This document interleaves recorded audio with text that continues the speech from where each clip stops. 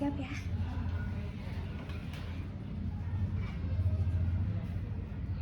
Assalamualaikum warahmatullahi wabarakatuh. Waalaikumsalam warahmatullahi wabarakatuh. Selamat pagi anak-anak. Pagi. Bagaimana kabarnya hari ini? Alhamdulillah luar biasa. Allahu Akbar. Sudah semangat belajar kimia hari ini? Semangat. Waduh, kelihatannya kayak masih kurang semangat nih ya. Oke, ibu cek dulu semangatnya. Ketika ibu bilang semangat pagi, kalian harus jawab pagi, pagi, pagi. Semangat pagi dengan nada yang lantang, oke? Oke. Semangat pagi. Pagi, pagi, pagi. Semangat pagi. Oke, alhamdulillah sudah pada semangat ya. Nah, sebelum memulai pembelajaran, angka baiknya kita berdoa terlebih dahulu agar pembelajaran kita hari ini dapat berjalan dengan lancar dan diridhoi oleh Allah Subhanahu wa Ta'ala. Boleh untuk pembacaan doanya dipimpin oleh ketua kelasnya, Rafania, disilakan. Baik, sebelum mulai pelajaran, mari kita berdoa dalam hati mengaji. Doa selesai. Oke, selanjutnya ibu absen terlebih dahulu ya. Nur Fitriani, Hadir. Nashwa Hailena, Hadir. Rafania, Hadir. Erna, Sakit. Setiawati, Sakit. Putri Marbel, Sakit. Putri Irfani, Hadir. Rahmaliani, Nur Triana. Oke, hari ini ada beberapa orang yang sakit ya. Kita doakan semoga mereka cepat sembuh. Oke anak-anak, hari ini kita akan belajar mengenai materi yang cukup penting gitu ya, dan sangat menarik gitu, yaitu mengenai ikatan kimia. Tapi sebelum itu, coba perhatikan gambar berikut. Di sini ada gambar apa? Garam. Betul ya, ada gambar garam. Kemudian ada gambar apa ini? Ya, betul, air ya. Nah, coba kalian perhatikan dan analisis. Kira-kira dari kedua senyawa tersebut, apakah kedua senyawa tersebut memiliki wujud yang sama? Ya, kalau garam itu wujudnya apa? Kalau air? Betul. Nah, kedua senyawa tersebut kira-kira terbentuk dari atom-atom yang sama? Betul ya, beda. Kalau garam itu terbentuk dari atom apa dan atom apa? Betul, Na dan Cl ya. Kalau air itu terbentuk dari atom apa? Betul, hidrogen dan oksigen. Nah, kira-kira apakah mereka juga memiliki sifat yang sama? Betul, berbeda ya. Nah, coba perhatikan juga, apakah kira-kira gitu kedua senyawa tersebut juga memiliki ikatan yang sama? Betul, berbeda. Ada yang tahu ada ikatan apa saja? Oke, aku tahu ya. Nanti pertanyaan ini akan terjawab ketika kalian sudah memahami materi ikatan kimia. Oke, sebelum masuk pembelajaran, izinkan Ibu untuk menyampaikan tujuan pembelajaran kita hari ini, di mana tujuan pembelajaran kita yaitu menganalisis dan mengevaluasi perbedaan senyawa berdasarkan jenis ikatan kimia, ionik atau kovalen melalui pengamatan kelarutan dan titik leleh. Sehingga indikator capaian tujuan pembelajarannya, di sini Ibu harapkan peserta didik Ibu dapat menjelaskan perbedaan ikatan ion dan ikatan kovalen berdasarkan konsep perpindahan atau pemakaian elektron. Kemudian mengklasifikasikan senyawa yang diuji berdasarkan jenis ikatan dari data unsur penyusunnya. Kemudian peserta didik Ibu dapat menganalisis hasil uji kelarutan titik leleh untuk menentukan hubungan antara sifat fisik dan jenis ikatan senyawa. Kemudian peserta didik Ibu dapat menyimpulkan jenis ikatan suatu senyawa berdasarkan hasil percobaan pengamatan praktikum secara runtut dan logis. Nah, seperti yang Ibu katakan di awal bahwa kita hari ini akan belajar mengenai ikatan kimia ya.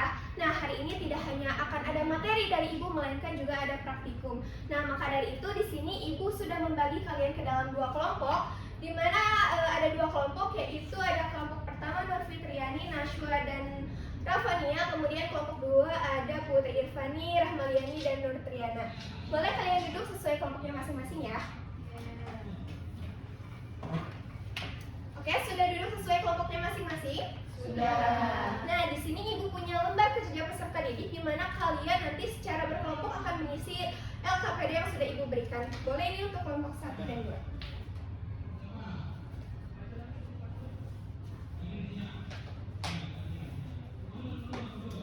Nah, baik anak-anak, sebelumnya ada yang sudah tahu apa itu ikatan kimia?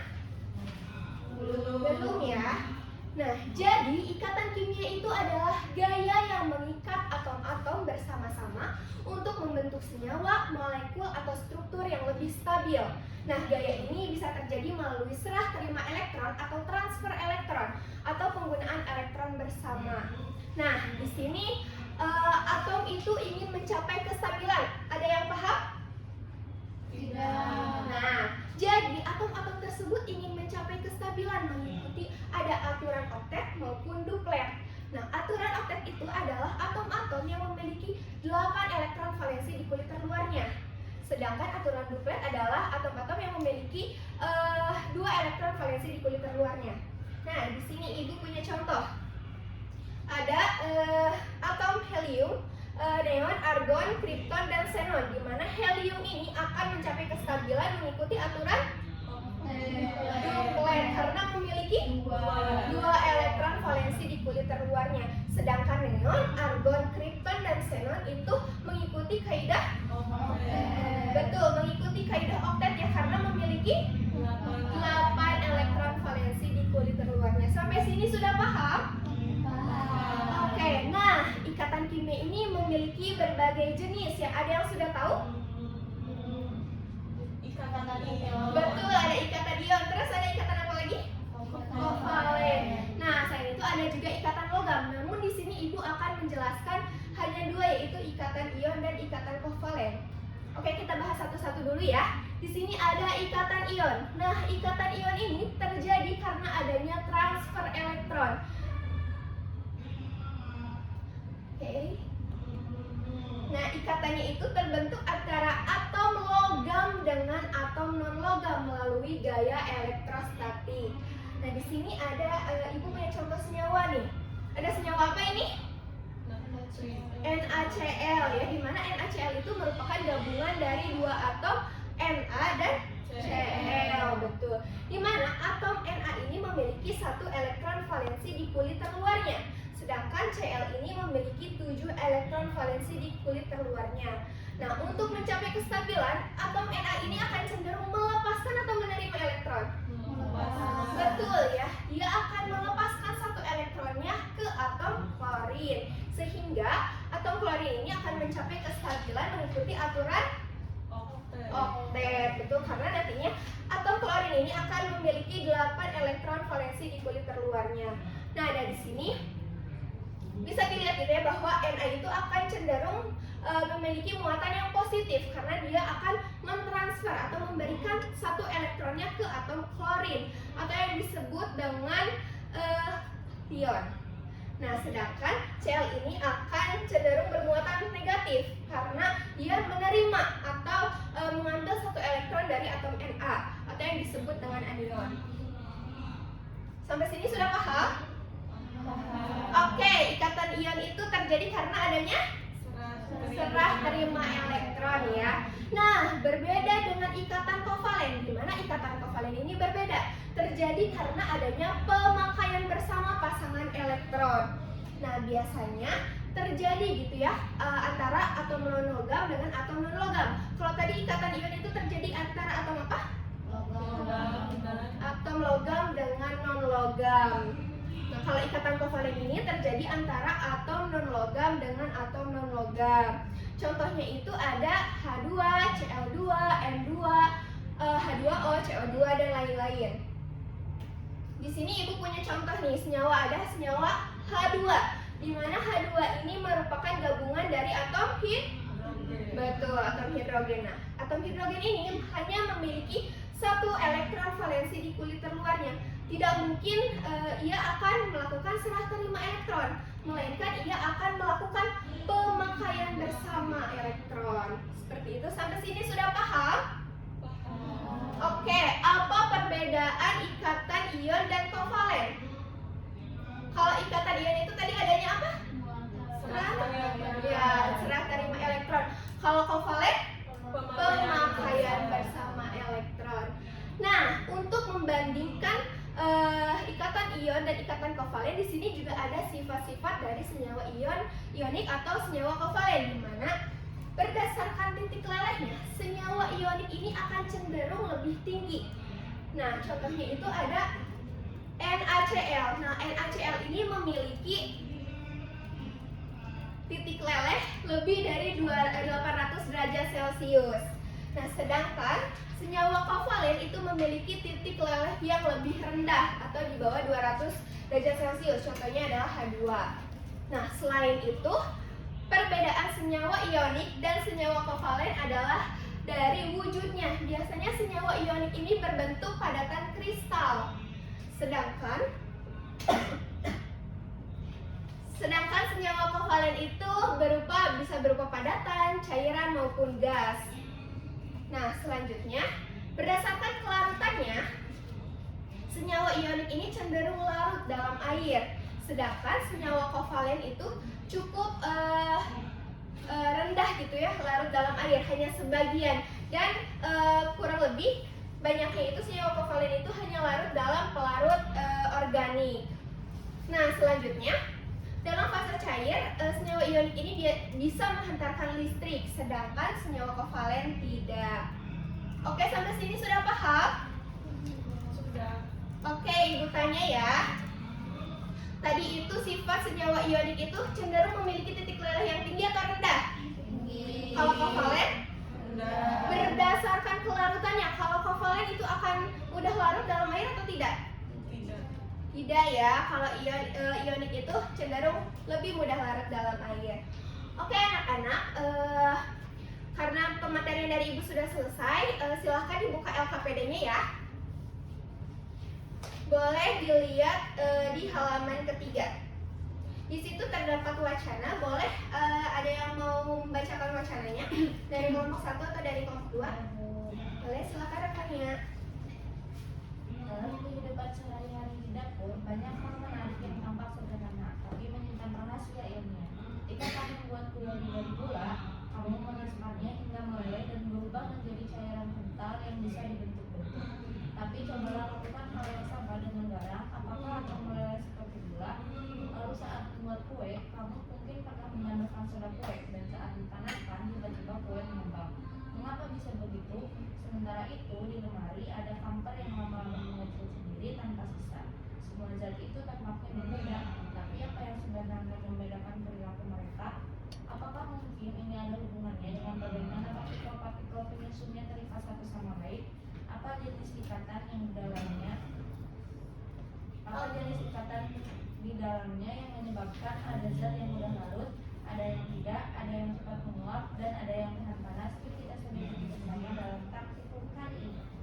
Oke, terima kasih ya Rafania. Selanjutnya di sini ada fase mengorganisasikan peserta didik, di mana di situ sudah ada rumusan masalah dan di bawahnya terdapat kajian hipotesis, di mana kalian harus mengisi hipotesis tersebut ya.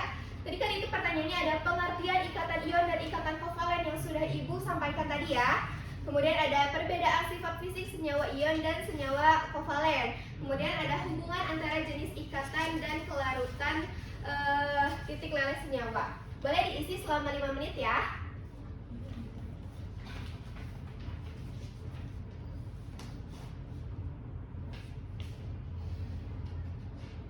Baik, sudah diisi anak-anak hipotesisnya? Sudah. Oke, saatnya sekarang kita melakukan percobaan, di mana di depan kalian ini sudah ada alat dan bahan yang sudah disiapkan ya. Ada apa saja ini alatnya? Belum tahu? Oke, di sini ada pembakar spiritus, kemudian ada gelas ukur, ada spatula, kemudian ada batang pengaduk, ada gelas, ada sendok, juga ini ada penjepit tabung reaksi, dan bahan-bahan yang digunakan itu ada NaCl, soda kue, gula, dan naftalen. Di sini kalian akan melakukan percobaan uji kelarutan dan titik leleh. Nah, untuk uji kelarutan di sini kalian akan menyiapkan 4 gelas plastik nih. Ibu sudah siapkan ya dan sudah diberi label. Kemudian masukkan satu spatula kecil zatnya gitu ya ke dalam gelas kimia, lalu ditambahkan 20 ml air. Lalu diaduk dan catat apakah zat-zat tersebut larut sempurna atau larut sebagian dalam air. Boleh langsung dipraktik.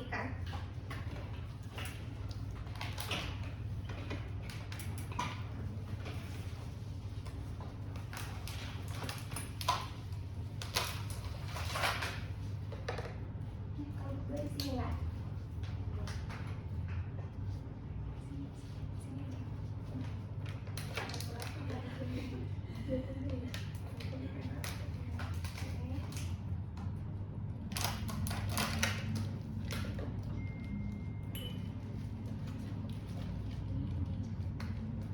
Zatnya 1 sendok spatula aja ya.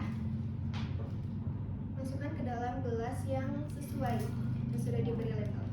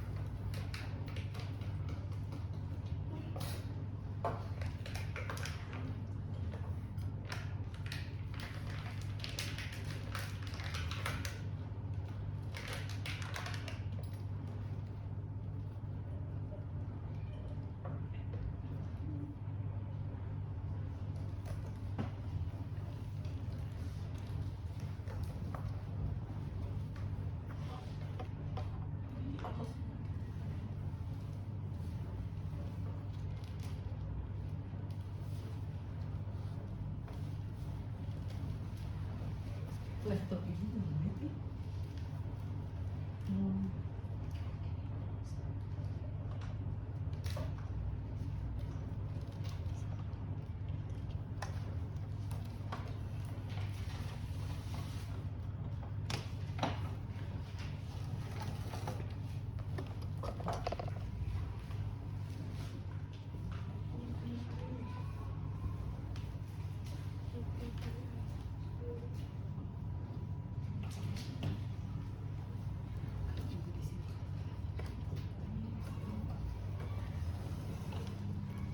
Ibu air berapa nih?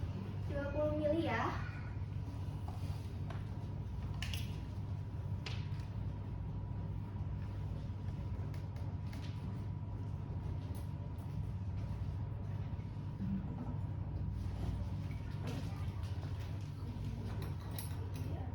Ya diaduk nih.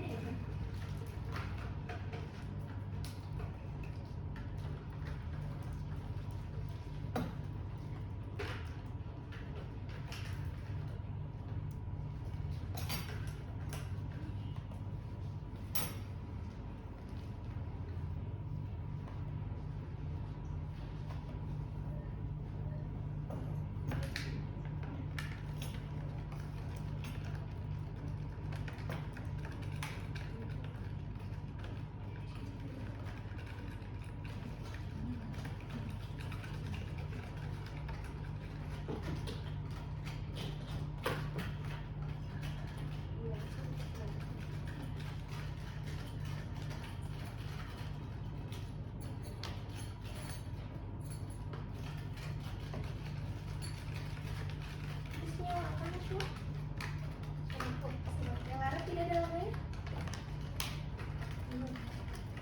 Ya.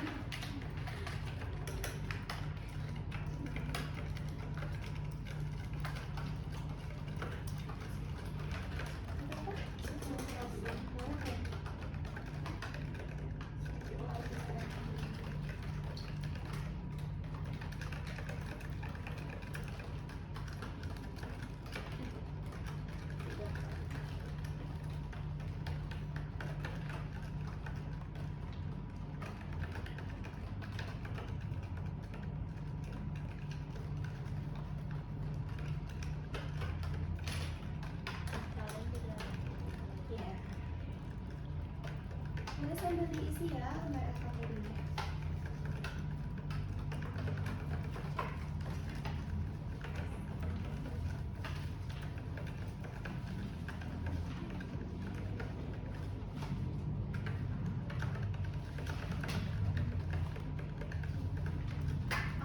uji kelarutannya sudah semua? Ya, sudah. Sekarang kita akan melakukan pengamatan mengenai titik leleh.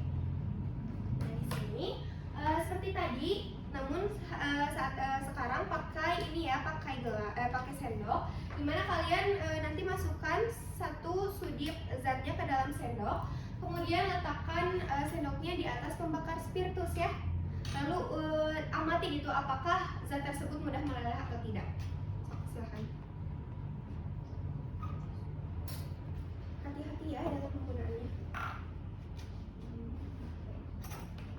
Boleh.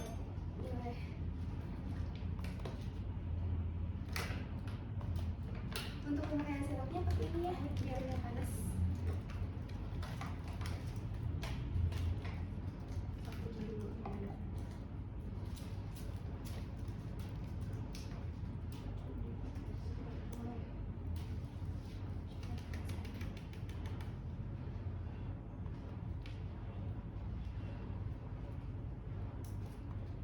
Coba kita waktu 30 detik ya.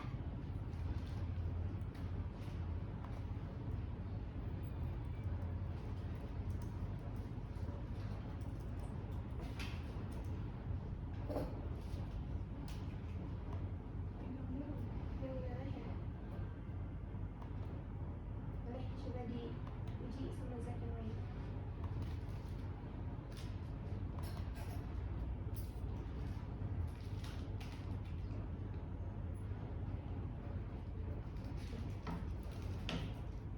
Itu gula ya? Ya.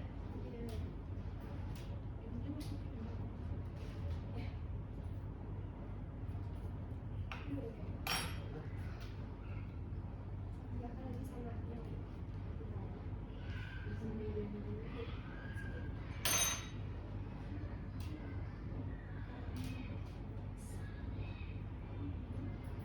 diuji sama zat yang lain.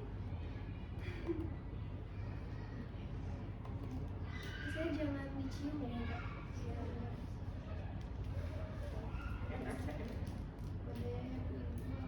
Udah ya, meleleh ya. Itu apa? Naftalin.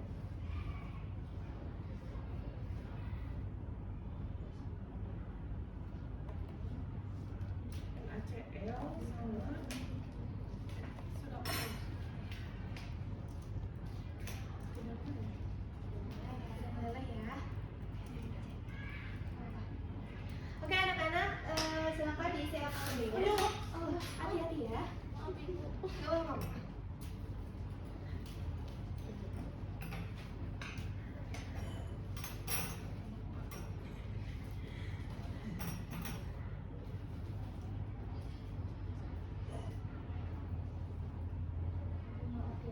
Iya, gak apa-apa.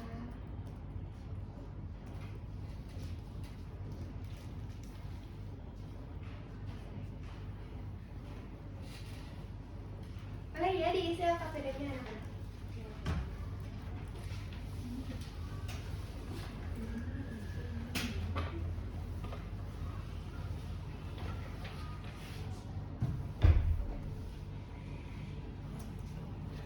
Oke anak-anak, semua sudah melakukan percobaan mengenai kelarutan dan titik leleh senyawa kovalent dan ioni? Sudah. Oke, boleh. Dari kelompok 1, boleh diisi data pengamatan yang ada di depan? Untuk NaCl dan sukrasa atau gula.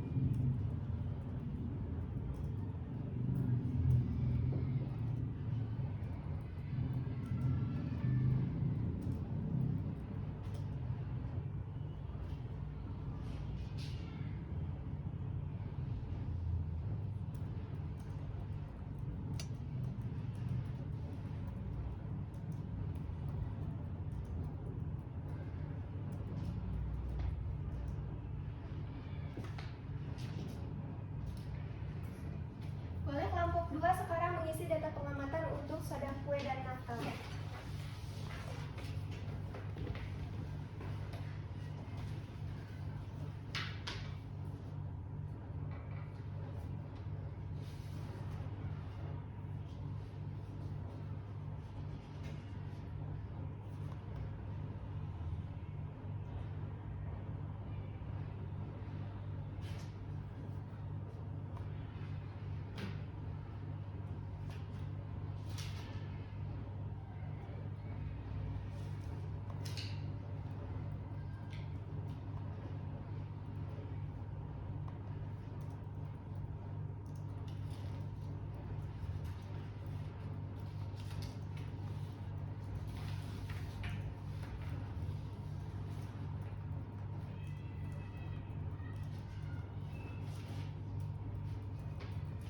Oke anak-anak, di sini sudah ada data ya, di mana NaCl itu larut sempurna di dalam air. Apakah sama semua? Terus titik lelehnya dia tidak meleleh, sama? Nah untuk gula itu larut sempurna dalam air dan saat dipanaskan meleleh, sama? Oke, untuk soda kue itu larut sempurna dan tidak meleleh, sama? Oke, untuk naftalena tidak larut dan meleleh, sama? Oke, selanjutnya kalian isi lembar selanjutnya ya. Di sini ada mengembangkan penyajian hasil. Dimana di situ ada beberapa soal yang harus kalian jawab. Boleh Ibu kasih waktu 10 menit.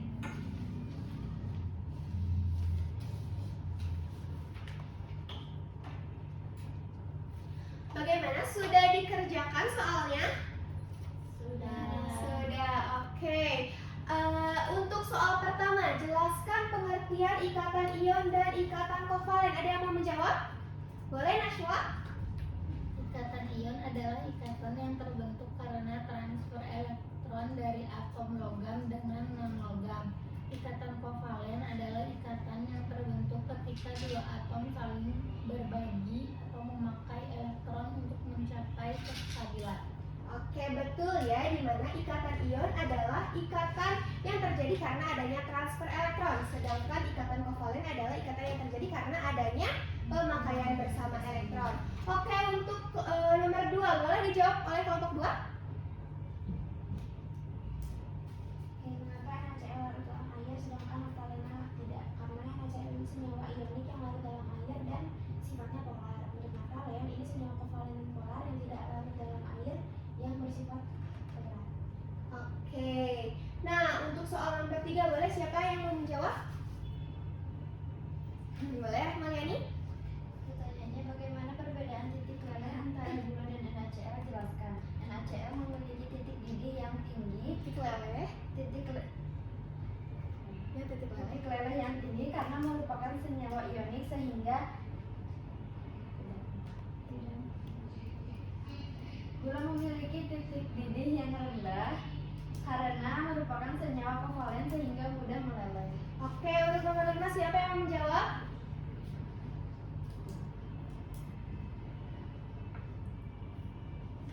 Boleh, Rafania? Pertanyaannya, bagaimana hasil percobaan ini mendukung hipotesis ilmuwan buat NaCl dan soda kue larut dalam air dan memiliki titik leleh yang tinggi, artinya itu merupakan ikatan ion.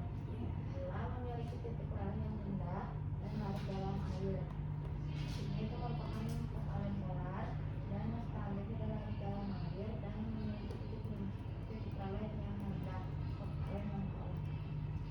Oke, untuk nomor 6 di sini ada gambarkan struktur Lewis dari molekul garam atau NaCl dan air. Siapa yang mau? Boleh, Marvias, Mbak.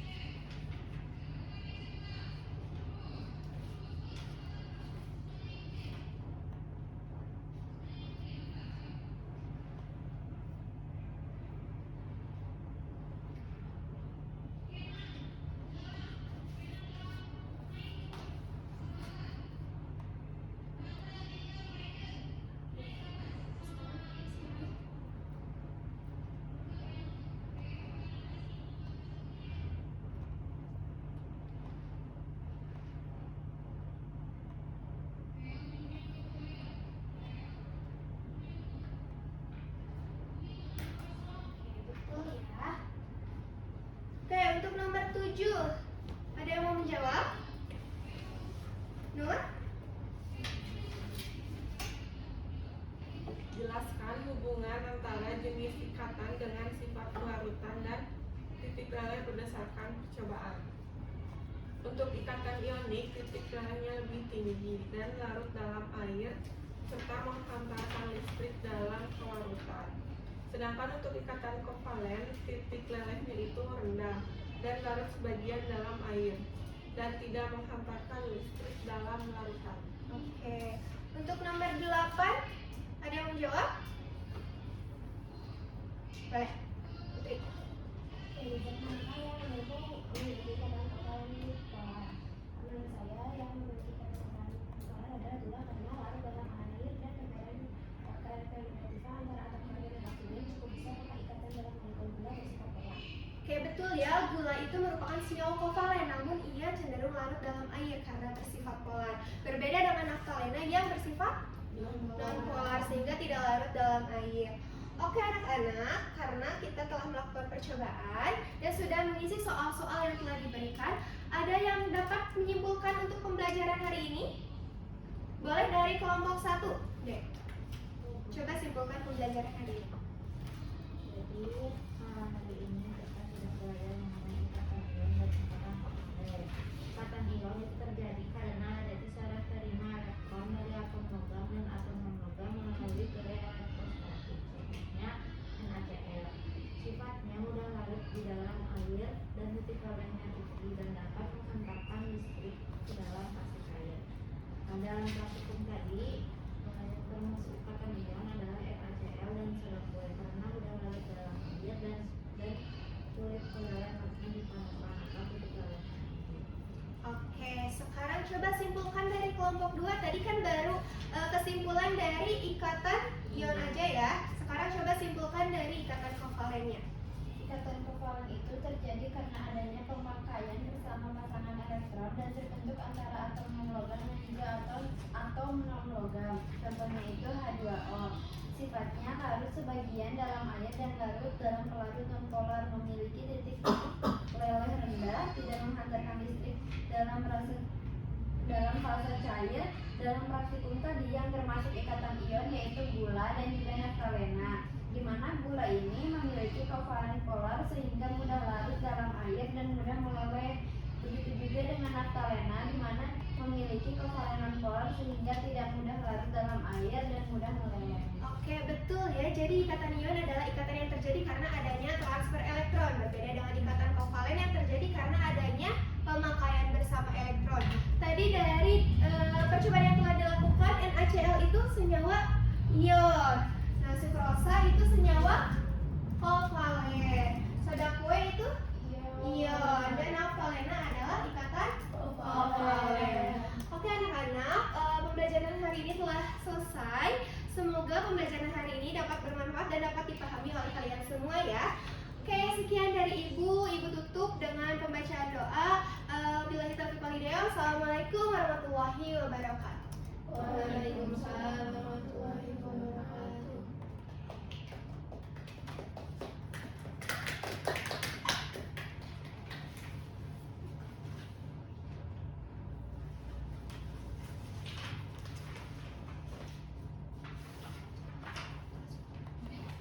Yang ini yang belum lengkapi ya, lampiran di drive-nya. Marsha, nanti kamu upload perangkat pembelajarannya ya. Harusnya perangkat pembelajaran itu diuploadnya sebelum ujian. Iya, agak sekarang Putri ya tuh kalau gitu udah siap perangkatnya? Tapi belum di PDF-in semuanya. Jadi Oh, gitu. itu agak berantakan sekali. Oh iya, oke.